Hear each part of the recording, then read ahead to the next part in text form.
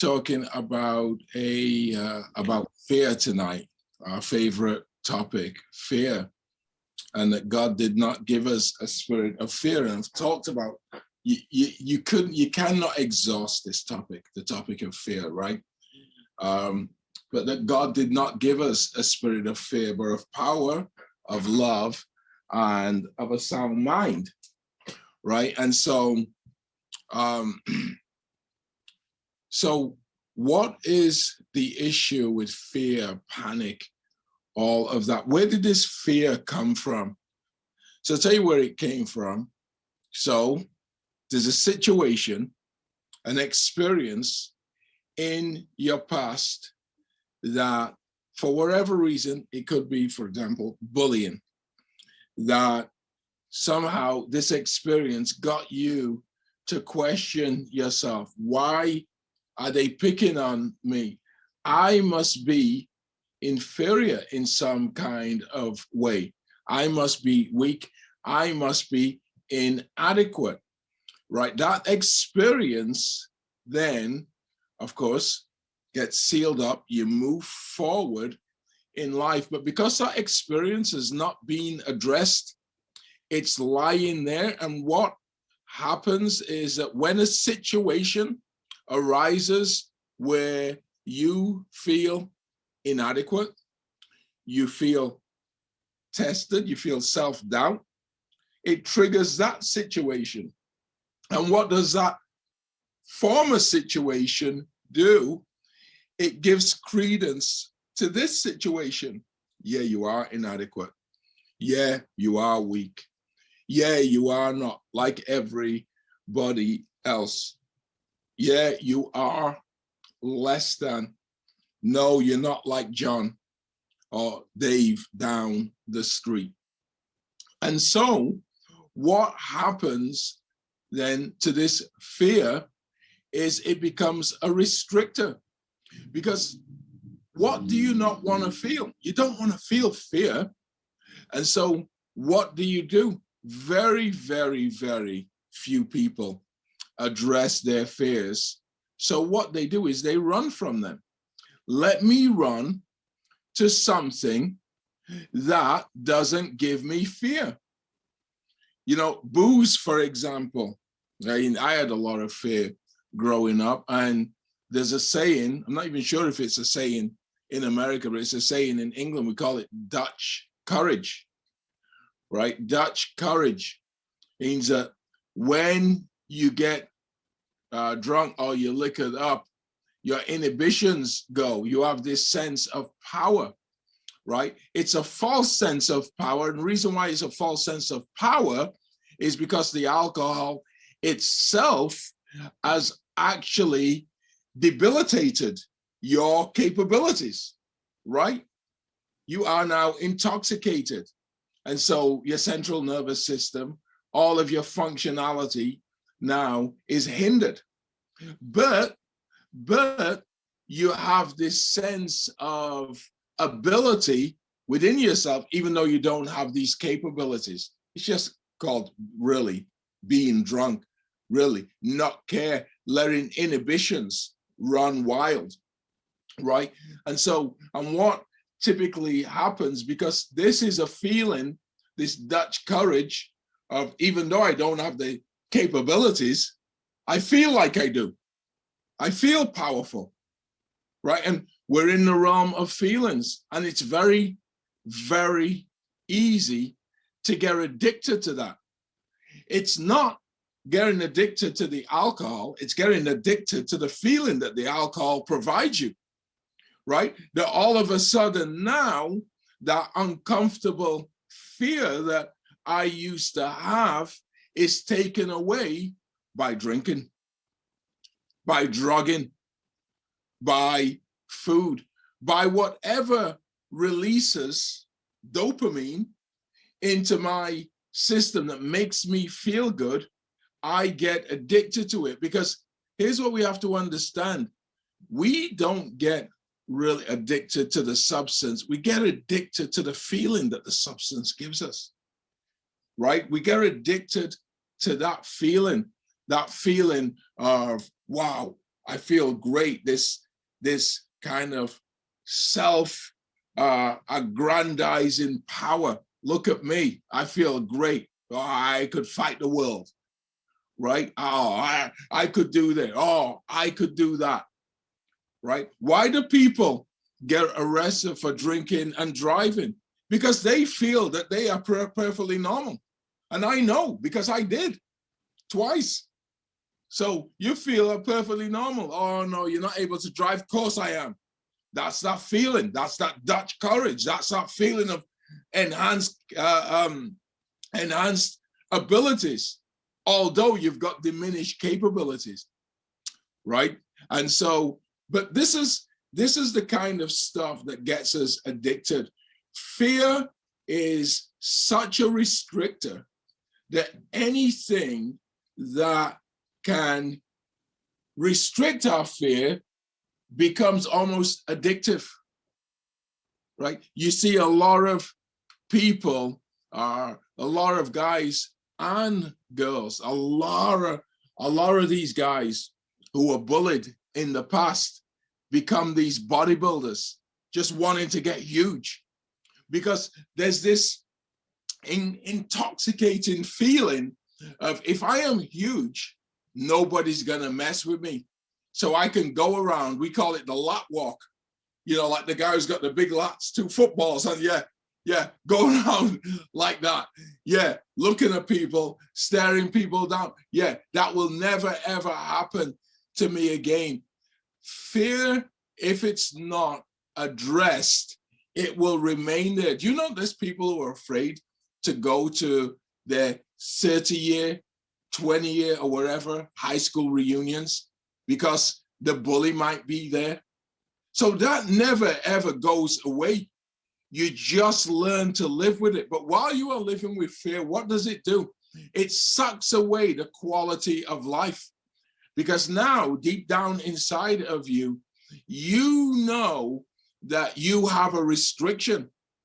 If God has made us to have dominion over everything, and you feel you can't go through a certain door, or you feel you can't go to a certain place, or you feel you can't hang out with a certain group of people, or you feel that you cannot take a certain opportunity, right? What that's gonna do, because God has put this eternity in our hearts, this sense of dominion, and you're not living up to it, there's gonna be something that you are gonna do to compensate. This is why people become workaholics. If I just become so accomplished, you know what, I'll get over my fears. If I could just make so much money, I'll get over my fears. So many people also, wow, let me marry the prom queen. You know what, that will validate me. You know, that will make me, or the prom queen, let me marry the jock of the school. It's a form of validation, right? It's a form of validation. There are people now, because of fears, because of being teased, there are people that if they put on 1 pound, oh, I'm gonna be out of shape, that's a big fear. So they live in this perfectionist mindset. I cannot have a flaw, because if I have a flaw, these fears will come flooding back. Because here's where emotions are powerful. The memory, even though you might not remember what someone said that made you fearful, you'll always remember how you felt. You'll always remember that fearful feeling, and that's what you are looking to escape, that fearful feeling, that spirit of fear, that debilitating power that tells you, no, you can't go through this door, that debilitating power that restricts you, that debilitating power that tells you, no, you can only be this, or you can only be that. That fear that, although we are supposed to enlarge our coast, but that fear that causes us to diminish our coast. Wow, that fear that actually says, oh, being here, it's safer.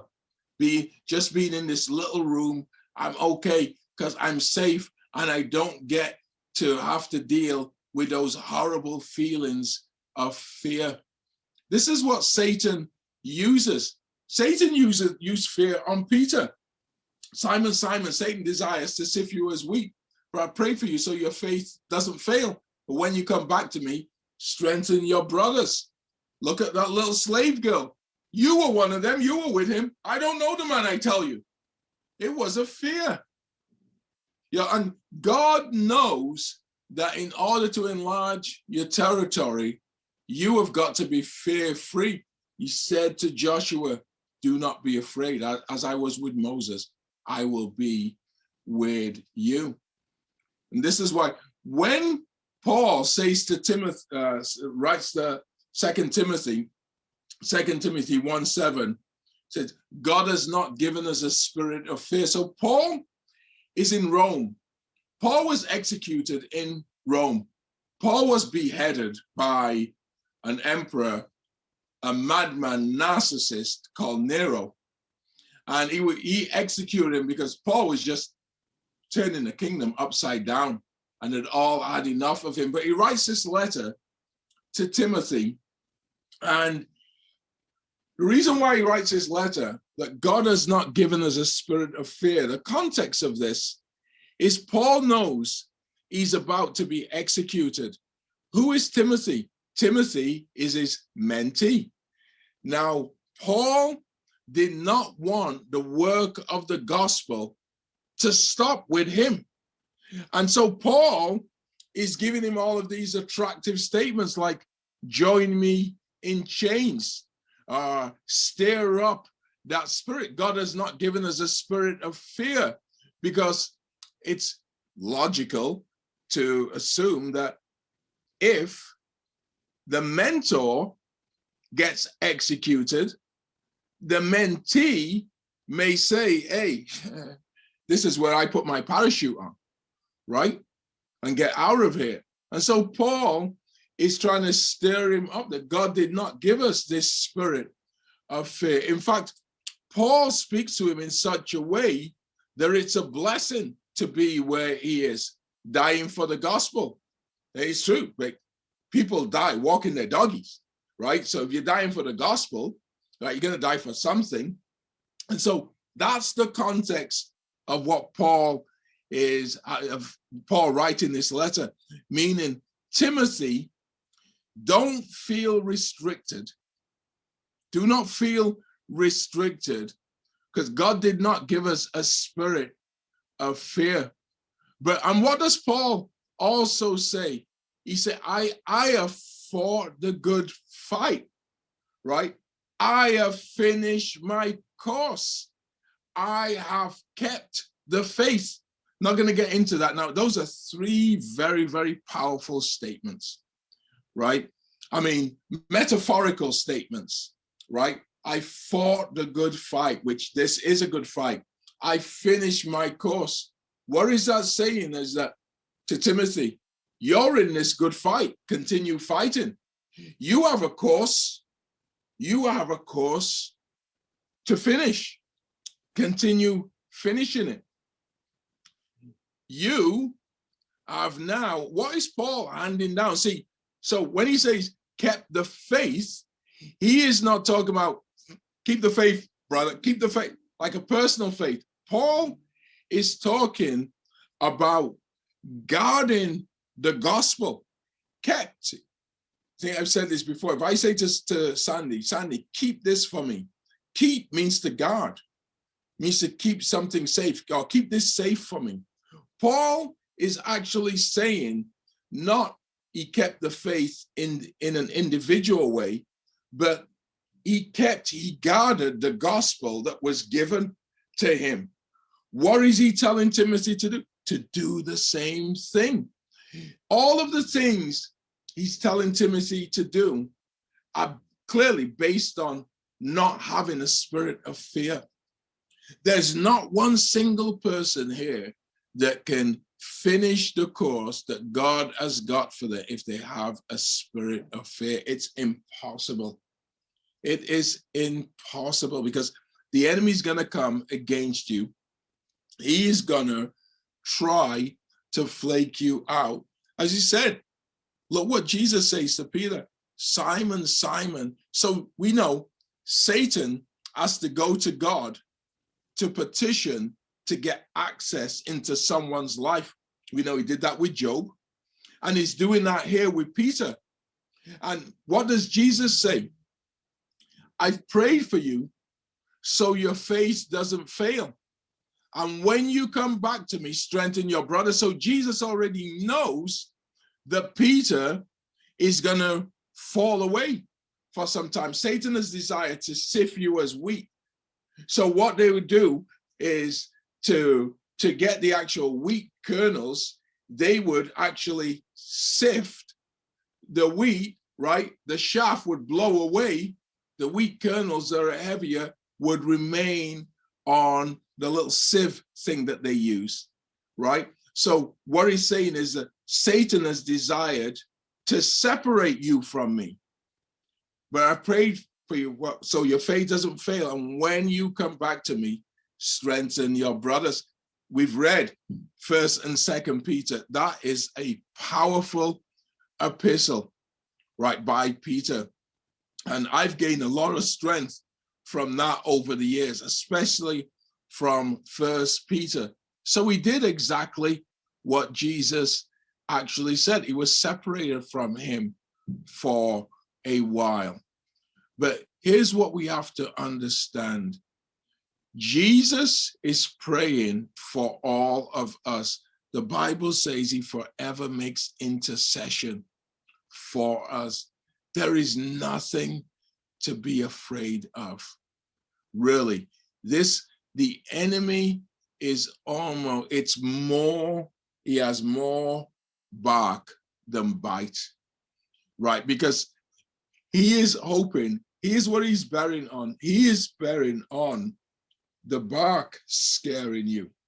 The Bible says he roams around like a roaring lion,